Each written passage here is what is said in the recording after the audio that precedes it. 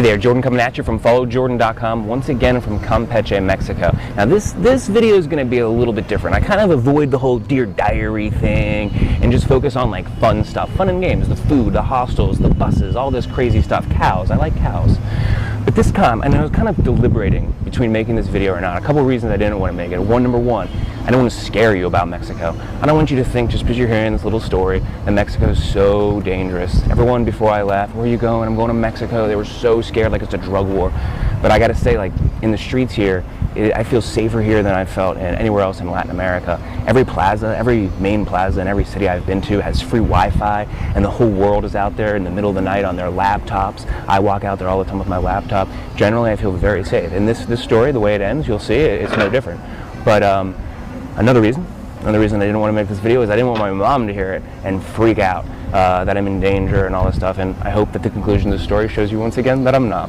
Of course, things can get shady when you're traveling, and so that's why I wanted to make this video. So instead of just giving you fun and games, I wanted to give you the no BS straight scoop. And sometimes stuff does happen, and you have to be alert all the time. Now, I also don't want to dramatize this situation. This is not the biggest deal in the world. I just want to kind of give it to you as a lesson. So, and kind of an excuse, actually, because I wanted to make a cool video tonight.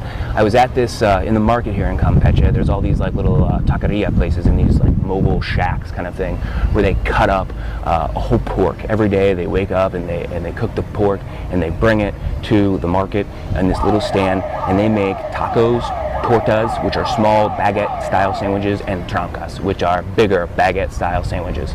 And they cut up the ear, and they cut up the tongue, and they cut up the heart, and they cut up every last bit of this pig, and they make tortas for people and tacos for people. And you can get whatever part you want, or you can get a mix. It's totally up to you. So I thought it was super cool. I was there the other night, and I was sitting there, and I had my torta and my Coke, and I was just sitting there watching him cut up all the pieces, and I was asking him questions. What's that? What's that? What's this?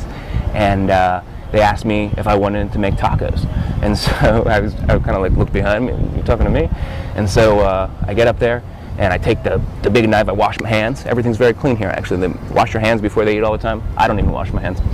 Gave me a big cleaver type knife, and I was just chomping away at tongue and ear and sausage and all this stuff. Problem is I didn't have any of my cameras with me or microphones or anything like that, so I couldn't make a very cool video. I took a little bit of pictures and video with my Android phone, but it really didn't turn out. So I've been kind of stalking this place for a few days now, but it's the Christmas holidays. So I went back there a couple nights in a row, and no one was there. It was closed, and then yesterday was finally, I think the 27th was yesterday, so things had calmed down, but I was out of town. I went on a little excursion. So today I stayed here just for this. And yesterday I was only here and was available to go on an excursion, so I'd stayed here just for this. So I was totally focused. Tonight was the night that I was going back to Manuel's place, and I was gonna make a cool video for you with me making tacos and tortas and all that stuff. So it's totally focused, had a good siesta, had some coffees. If you know me personally, you know I get pretty hopped up on my coffee. So I'm walking, I'm thinking about how I'm going to shoot the video, totally focused. I have a backpack on my back with all my stuff in it, my microphones, my cameras, all that stuff. I get to the place, Manuel's not friggin' there again. I couldn't believe it. So I had eaten at the taco place next door, and there was a little kid there. So I'm totally concentrating on where's Manuel, where's Manuel. And when I'm speaking Spanish, I got to concentrate on that too. I got to concentrate on every word. So I'm talking to the kid about where's Manuel, was he here last night, is he normally not here on a, whatever this is, Tuesday? And he wasn't really giving me good answers. And I tried chatting him up about wrestling. He had a John Cena shirt on yesterday.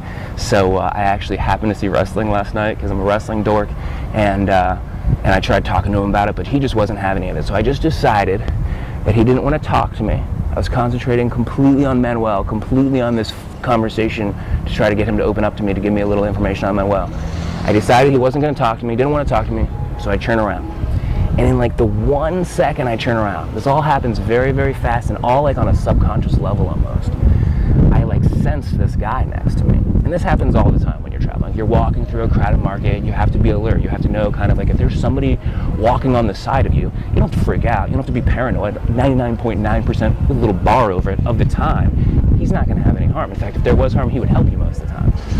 But in this situation, for some reason, this guy's movement, maybe he moved right towards me in my path or something like that. I just sensed something wrong with him, but he looked totally normal. He looked like my age guy with like a little artesania purse. The way he looked didn't sketch me out at all. So I guess like even without thinking about it, when I kind of like suspect somebody of walking next to me or following me or something like that, I do like a little jerk and like specifically like and strongly and suddenly change paths. And if they change paths, we have to look at it. If they don't change paths and they go on, case is closed, right? Well, I probably do this a lot without even thinking about it. But this time I did it, and he changed paths exactly with me. And I was like, okay. And my first thought was like, okay, we got, it all happened so fast, so I'm kind of like reviewing this in hindsight now. This happened about an hour ago.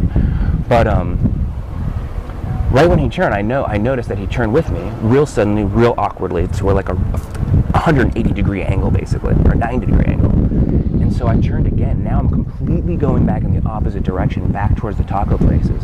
And there was like a little wall between us. And he turned around 100% too. So now I was like totally freaking out. Like now I'm like 100% sure, and we're staring at each other too. Like if he's following me, he is not a good follower at all. So I'm turning around, he's turning around, there's like this little wall, and I just stop and I stare at him, and he stares at me. And I remember his purse is basically what I remember. And so I'm freaking out at this point because now I'm 100% sure that he's following me. I have no idea why. And so I like immediately thought about my book bag, made sure that, because I was not paying attention to that at all, made sure that all my stuff is there. It was. Went back to the taco place, saw him. The wall wasn't really a wall. It was kind of like a series of stores, and in between, or shack kind of stores, and in between you could see the street. I saw him peeking in, and so I just, the taco guy was like, when you go up to the taco place, start, torta, torta, taco, taco, taco, torta, torta.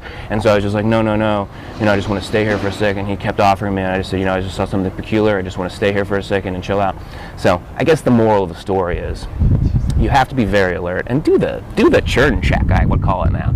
If you feel like someone is following you, walking next to you, is suspicious at all, don't feel bad about being paranoid. It's better to be paranoid than to get jacked or to get hurt in some way. So do the little churn test. Make a sudden churn that if he follows you, it's absolutely ridiculous. And then just get by people. I was making sure that I was by people the entire time. I was freaked out, so I went back to the main part of town where I was staying, and I just made sure I was, if I was on a block where there was only one or two people, I walked real briskly and made sure I got by people real quickly. That's all I got to say right now. Don't show this video to my mom.